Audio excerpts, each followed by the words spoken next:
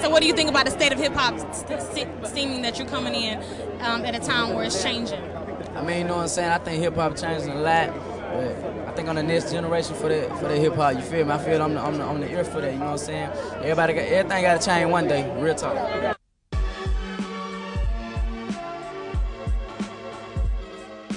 I see young people are way more tolerant and appreciative of each other's culture than we've ever had in the history of this country. And this connection that was made, you know, over these years where Compton now speaks to Beverly Hills and where kids see each other in the same way. They've probably done more for race relations than all the civil rights leaders.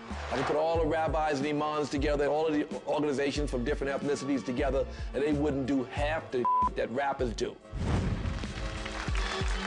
Welcome back to BET's Hip Hop Town Hall about the state of hip hop. I'm Toure. We're talking about airing our dirty laundry in front of white folks. Take a look. With all that big willy talk hot, you're playing yourself. With all that big gun talk bop, you're playing yourself. With all that rah rah rah, you're playing yourself. You're playing yourself. You're playing yourself. The white normative gaze has always been a problem in the black community. How do you behave in front of white brothers and sisters? I'll show you this. You will never get enough. Hey girl, wait till I show you this.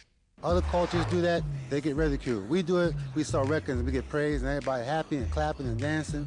So there be some kind of limits on what we do and say. There's some aspects to our culture that are for our culture, and they don't need to be displayed, they don't need to be capitalized on, they don't need to be commercialized. Black pathology is becoming so visible that it makes all of us look bad. Everybody ain't no gangster, everybody ain't a thug, everybody ain't trying to kill nobody, everybody ain't a dope dealer. Just because I dress a certain way doesn't mean I am the way that's portrayed in these rap songs and the way people see me. Back on that gangsters, on my way, OT to flip them. I feel like you have Joe and Schmo that's in Montana that have never seen black people and have never experienced black culture, and then what they see in hip-hop is what they bring to their interactions with African Americans. Listen, if you have one of your crazy house party things, shout me a holler down. I like hip-hop music and I like the lyrics. I think there are a lot of white people across all generations that could learn from the usage of the words in those lyrics. I have homemade CDs in my car called Pimpin' and Pumpin'. For the world to interpret hip-hop as the one mirror to see black people through, it's a horrible misconception, a horrible misconception. My kid's mother black. I mean, I got black relatives, you know what I mean? You can't go by what you see on TV. There needs to be a wider spectrum of representation for most of the black people, not just the niggas. We've had enough of the niggas on TV. I don't like niggas, I like black people. Once again, we got a panel of deep thinkers, director Benny Boom, Nelly, Master P,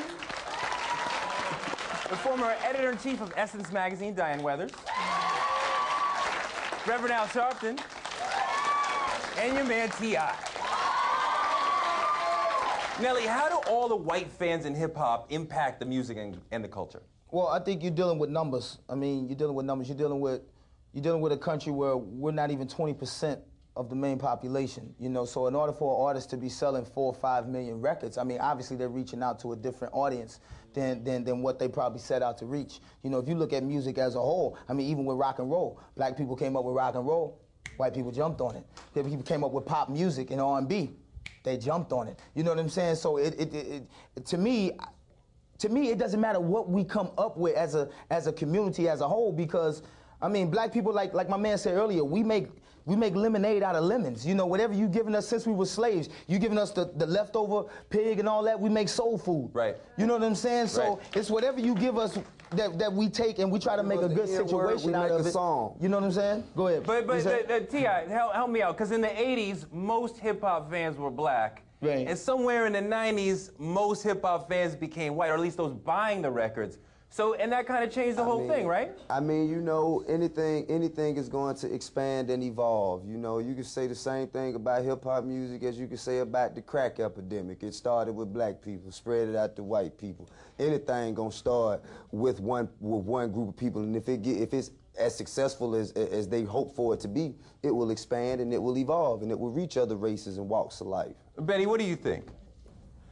We do what we do as black people, and I don't think we should hide it or be ashamed of it. Everything we do there's an essence of being black, so to speak, and learn about it, you know, in school. And whether it's about chicken, and you know, I saw some of the stuff, and you got, you know, Trick Daddy eating chicken, like there's something supposed to be wrong with that.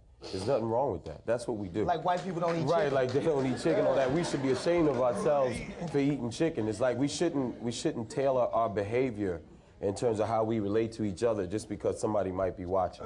Well, I agree that we do go too far. I do agree. I'm sorry, Yeah. sister. I do agree that we do go too far sometimes, and we do need to catch ourselves. But as a whole, I don't think that needs to be the overall view. I think that one moment in time is being captured and being titled for the rest of our lives. Jump in. Yeah, I don't care about what white people think. I care about what my family thinks. You know?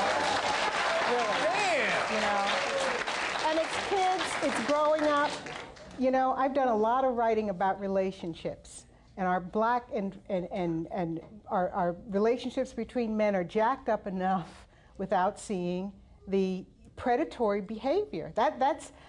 We're more than that. We are not just gangbangers. And we don't see us. We don't see us. Wow. We don't see our diversity. I think what the problem is that, like I said, we don't glorify each other. That's the biggest issue we have right now. We glorify everything else. Yeah. We hate everything each other do. Just like right now, you got us going up against each other. That's what they want to see. But the real big picture is this is the debate. This is not us. We definitely growing up and maturing. We want people to see that, but we're not glorifying the people that are doing the right things. That's the biggest problem. Right now, T.I., Nelly, we are growing up. We are maturing. So we're not running around here shooting at each other. Think about it. We at another level of the game. And we're not recognizing. I'm just saying, like, why isn't the music? I mean, the music is coming. Going? The music. Right now, I just did Take a Stand records. I did No Limit. I sold 75 million records off of Street, Shoot 'Em Up, Bang Bang. Guess what? I changed my life. As soon as I said I was gonna change my life, I get dissed by I'm just being honest with you. I get dissed by my own people. Say, Pete, I changed my life. I don't want to die in the street. I want to die in the hood. I want to make it out. It's difficult for you to find a hip hop album that has had any success that hasn't had content on some level that was a little racy. You know. What about Master P? He's announcing he's. Well, Master P doesn't sell CDs anymore. You can tell him I said it. Cameras is rolling, right?